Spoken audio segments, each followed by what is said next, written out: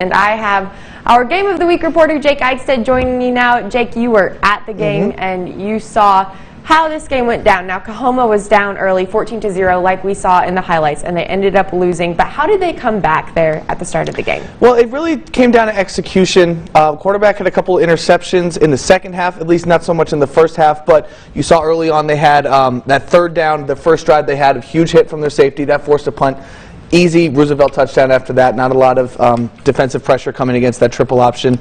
And then another turnover, excuse me, not another turnover, the first turnover of the game for Coahoma came on the first play of their next drive. That led to another really easy touchdown. When they came back, they just kind of, took those things out. No interceptions, no fumbles, elongated drives. You saw Bryson Kirby getting the things going that he needed to do. I think he had probably 30 carries that night. So he's clearly their workhorse back, and when they're doing well, they're giving it to him, giving holes to him, and then he's running it through, running over defenders. Yeah, and like we also saw in those highlights, it was just 20-12 at half. So Coahoma obviously scored again, later on in the game, but Roosevelt ultimately getting that one-score win. How did they end up doing that? Well, actually, there was very little offense in the second half at all. A 26-20 finish going into 20-12 at halftime. That means both teams have one score. The only score that Coahoma had was actually a 60-yard run from Bryson Kirby, so basically a home run hit. Not one of those long drives that I just said that they got done in the first half.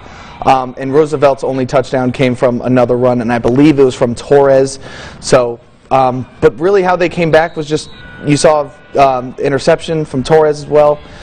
They just couldn't really get it going in the second half. I don't know if it was more of a conservative thing, or defensive adjustments that Coahoma made, because when you're running against the triple option, it's all coming down to discipline from your front 7 or maybe even 8 guys. If you're playing the triple option, putting as many guys in the box as you can. So it seems that that's how they got it done, was actually executing on the defensive end. Yeah, so much preparation needed just to play defense against Roosevelt. Well, so much eye candy you get. They do a lot of the motion, so linebackers watching one thing, all of a sudden the ball goes the other way, or they're watching all those things and the fullbacks all of a sudden hitting them in the mouth. So right. Well, it worked. I mean, the Eagles got the win, but you got to catch up with head coach Chris Joslin after the game. Still in pretty good spirits, I think, because of how his team played. So what did he have to say after the game? Well, and even just being in high spirits, he knows his team has already made the playoffs. They're 6-2. They are a good football team. So even though that is a tough district loss, and it was a loss on senior night, it's the last game the seniors will play at, I think it's Bill Easterling, Memorial Stadium. So there are things to be sad about, but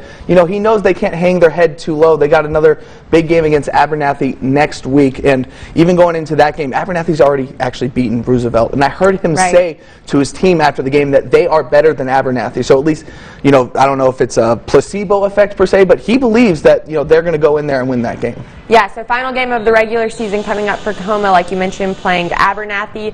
What did Coach say that he wanted to work on in that game, or just in general, I guess, going into this postseason? I imagine it's going to be execution. Like I said early on, they got down 14-0 because they weren't executing. That 3-and-out early, and then the turnover gave them 14 points really as the game started. So they basically spotted them 14 points coming in to their own crib. That's not something you want to do against a district opponent. So I imagine it would be something along cleaning those things up, and then in the second half doing exactly what they did, making those adjustments coming out of the halftime, and then maybe getting a touchdown drive that isn't just a 60-yard run by your best player.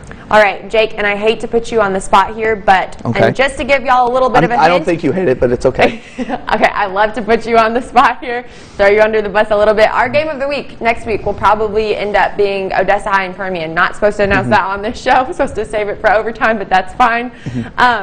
So, battle of the crosstown rivals. Who do you have and why? I don't think I'm shocking anybody saying that I'm going to pick the Permian Panthers to defeat Odessa High. Of course, Odessa High still winless this year. I mean, what a great chance to get that win. Technically, it's is it a home game for them? Obviously, they share the same home stadium. But no, I'm not actually entirely sure. Yeah, regardless, though, they're going to have the same amount of fans. Yes. But they're going to have to do a lot to stop. I mean, we're talking about the triple option. Permian does do a lot of that as well. That is just discipline. So we'll see if Cervantes can cook something up, maybe give them a look that they've never seen before, put Harper Terry in some uncomfortable situations. But they're going to have to hit all the nails on the head if they want to have a chance to win that game. Yeah, and a neat little note here, Odessa High head coach Danny Cervantes, once a member of Permian's football team. So We'll have If anybody can beat him, it's a former Panther, right? Yes, yeah. So we'll have full coverage out there, which is really exciting. Jake will be out there, and you can always catch him at our Game of the Week, so you'll want to tune in to Final Score on Friday every single night. Thank you so much, Jake, though. We really Absolutely. appreciate the time. But